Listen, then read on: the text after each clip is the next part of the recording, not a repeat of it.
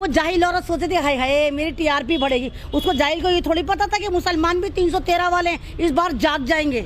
भाई आप हमारी मस्जिदों को तोड़ रहे हैं, हम सोचते हैं हम बचा लेंगे। आप हमें गाली दे रहे हैं, हम सोचते हैं हम अपने आप को प्रोटेक्ट कर देंगे। आप हलाल हिजाब हराम मंदिर मस्जिद कर रहे हैं, हमें लगता था कि हम कर लेंगे। लेकिन अगर बात मेरे रसूल पर आएगी तो तुम्हारी जबानों को गुद्दी से खींचकर तुम्हारी हथेलियों पे रख देंगे हम लोग। लेकिन जैसे ही सऊदी अरब ने, ईरान ने, कुवैत ने, कतर ने, दम्माम ने, इवन छोटे से मालदीव ने भी ये कहा कि हम इंडियन चीज़ों का बाइकॉट करते हैं, तो मोदी जी की चीखें निकल गई। क्योंकि अब जाहिर सी बात है कुवैत में, सऊदी में आपके और हमारे प्रोडक्ट तो बिकते नहीं, वहाँ भी अंबानी और अदानी के ही प्रोडक्ट हैं। अगर अंबानी और अदानी का बाइकॉट होता है तो मोदी जी की चीखें निकलनी जाहिर सी बात है, क्योंकि मोदी जी तो इन दोनों ही लोगों को लीड करा रहे हैं भारत में। तो और अब भी देखिए कि नुपुर शर्मा को सिर्फ पार्टी से 6 साल के लिए निलंबित करा गया। हमें क्या मालूम अगले साल हो सकता है या 6 महीने बाद उसको फिर लेकर आ जाए।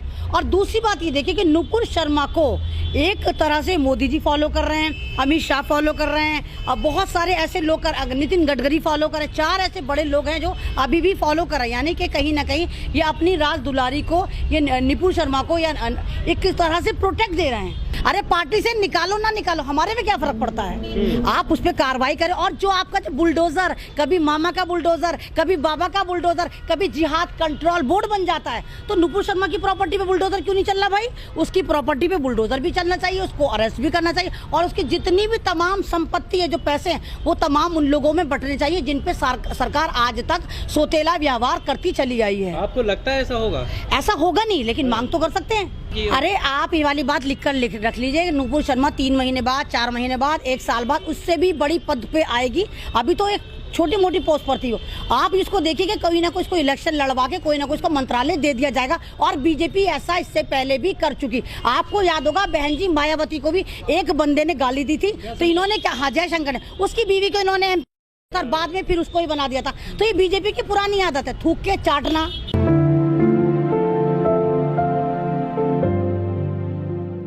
देखिए पहले जो ये काम था एक नफरत फैलाने का, 2-2 रुपए के नफरती चिंटू करते थे। बीजेपी ने कहा हम कंगाल हो चुके हैं, आफ्टर ऑल बहुत सारी स्टेट में इलेक्शन होने हैं, 2-2 रुपए कम पड़ रहे थे, तो इनके प्रवक्ताओं ने कहा ये काम भी हम करेंगे। जिस तरह नुपुर शर्मा ने एक स्ट्रीम चैनल पे बैठकर पैगम्बर इस्लाम को गालियाँ दी, उसकी जो नज़ीर है, मतलब इतनी बेहुरमती आज तक शायद किसी ने नहीं करी होगी, एक रूलिंग पार्टी ने करी। और 10-12 दिन होने के बावजूद, लगातार FIR के पुलंदे होने के बावजूद नुपुर शर्मा पे कोई कार्रवाई नहीं हुई। तो ये सिर्फ बेवकूफ़ बनाएगा पार्टी से निकालने, जब इतनी सारी FIR हैं। और यही काम कोई मुस्लिम समाज का आदमी कर देता। जैसे आपने देखा शामली में एक लड़के ने लीची की पिक्स लगाई, उसमें फ़ौरन उसको जेल में डाल दिया, UAP लगा के, जी आपने दूसरे धर्म की भावनाओं को आहत करा है। तो दूसरे धर्म की भावनाओं को तो आहत मानते हैं, लेकिन जब आप दूसरे धर्म की भावनाओं को आहत करते करते खासकर उनके मैसेंजर ऑफ इस्लाम को गालियाँ देते हैं, तो आप वहाँ पर कार्रवाई नहीं करते। तो भारत में मुसलमानों के साथ जो एक सोतेला व्यवहार हो रहा है, कानून को तोड़ा मरोड़ा जा रहा है, खाली एक मुस्लिम कम्युनिटी और दलित कम्युनिटी पर इस कानून को जबरदस्ती थोपा जा रहा है, इस तरह नहीं होना चाहिए। अच्छा मीडिया को क्यों खड़ा? मैं तो ये कह रही हूँ कि लोग बेवकूफ़ हैं, पागल लोग हैं, जिन्होंने खाली नुपुर शर्मा पे FIR करी। सबसे पहले तो नविका पे, टाइम्स नाउ पे करनी चाहिए थी। इन लोगों ने, जब आपने अपना स्पेस क्यों दिया, जब उसने अपना स्पेस दिया, मैदान दिया, जब तो वहाँ नफरत परोसी गई और नविका आराम से चुप बैठी थी। भारत क्यों माफी मांगेगा?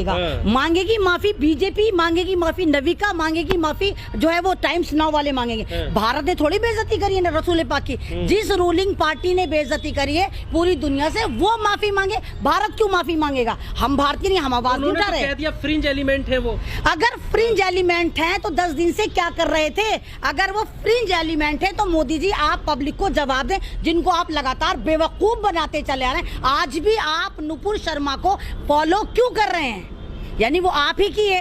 तो ये ड्रामेबाजी है। इनको पता कि भारत के लोग बहुत बेवकूफ़ हैं, जरा सी लॉलीपॉप तो बेवकूफ़ बन जाते हैं। तो जाहिर सी बात है अरब के देशों को और जागना चाहिए, अरब के देशों को और जागना चाहिए। अगर मुसलमानों की सुनवाई भारत में नहीं हो रही तो मुसलमानों को या तो UN में जाना चाहिए या अपने सऊदी अरब की तरफ, जितनी भी इस्लामिक कंट्री उनकी तरफ देखना चाहिए। भारत में तो उनकी सुनवाई हो ही नहीं रही। अब आप देखिए कि इतना, वो आपको याद होगा नरसिम्हा स्वारानंद, उसने देखा हाय हाय ये नफरती चिंटू मुझसे आगे चली गई, नंबर 1 पे चली गई। कल उसने भी भौंकना शुरू कर दिया कि हाँ बिल्कुल सही कहा, ऐसा होना चाहिए, वैसा होना चाहिए। तो इनके जो हौसले वो जग गए, इनको आदत हो गई, नरभक्षी हो गए, इनको खून पीने की आदत हो गई, दूसरे समाज को ठेस पहुंचाने की आदत हो गई। इन पर कार्रवाई होनी चाहिए, नहीं तो सरकार को सत्ता से उखाड़ कर बाहर फेंक देना चाहिए। नुपुर शर्मा के लिए आप तमाम लोगों को अभी बैठना नहीं चाहिए, पूरे भारत को उतरना चाहिए और कहना चाहिए कि नहीं, हमें नुपुर शर्मा निलंबित नहीं चाहिए, हमें नुपुर शर्मा पे कार्रवाई चाहिए, साथ साथ टाइम्स नाउ चैनल पे कार्रवाई चाहिए। तो ये चड्डी गैंग को ये वाली बात अभी याद आई, 3 दिन बाद याद आई, जब 80-20 का खेला हमारे उत्तर प्रदेश की जो मुख्यमंत्री है वो खेल लेते 80-20 कर लेते, तब आपको नहीं पता था कि मुसलमान आपका आंतरिक है क्या बाहरी है? तब तो आप सारे मुसलमानों को फ्री में वीजा देते, जाओ पाकिस्तान जाओ। सब मुसलमानों को, अगर कोई भी मुसलमान कहता है हमारे पे जुल्म हो रहा है, चल जा मुल्ली पाकिस्तान चली जा। मेरी पोस्ट पर अभी आप अपलोड करेंगे, कितने SMS आएंगे, चल मुल्ली पाकिस्तान जा। तो यहाँ पर जो भी अपने हक की बात करते हैं आप एकदम से वीजा कटवा देते हैं पाकिस्तान के बारे में। और लेकिन जब हमारे मजहब को गाली दी जाती है तो आप लोग कहते हैं नहीं भाई, मुसलमान एक होकर के हैं कि नहीं, हमारा आंतरिक मामला क्यों होता है? हमारा आंतरिक मामला नहीं है। और अगर नुकसान होता है तो अंबानी अदानी को हमारे पे क्या फर्क पड़ रहा है अगर सऊदी अरब इनके प्रोडक्ट का बाइकआउट कर रहा है? अच्छा करना चाहिए ताकि इनकी कमट नहीं। हम जो है भारत का मुसलमान एक तरह का बिल्कुल हैंडीकैप मुसलमान है, बिना मल्ला के गाड़ी। अब आप देखिए देवन में बाकायदा सेमिनार सजाए जाते हैं, वहाँ ना तो नुपुर शर्मा पे कुछ बोला जाता है, ना मौलाना कलीम सिद्दीकी साहब पे कुछ बोला जाता है, ना ज्ञानवापी मस्जिद पे कुछ बोला जाता है। वो अपना सजाते, क्योंकि उनको पता था कि सरकार ने कह दिया कि हम अगला जहर बराती सिविल कोड लेकर आ रहे हैं। अब उन सबको लगा अगर सिविल कोड आ गया तो ये मुसलमानों की जितनी भी पॉलिटिकल धर्मगुरु इनकी दुकानें बंद हो जाएंगी, तमाम दुनिया से ज़कातें खैरातें मददें आती वो बंद हो जाएंगी। तो इसलिए उस वजह से इन्होंने अपना धर्म संसद सजाया। तो जब मुसलमान के धर्मगुरु ही मुसलमानों के साथ नहीं, बड़े लेवल वाले पॉलिटिकल धर्मगुरु साथ नहीं, तो मुसलमान का तो हाल यही होना है। आप कानपुर में देखिए, मुसलमानों ने जुमे की नमाज के बाद मार्केट बंद करने को कहा।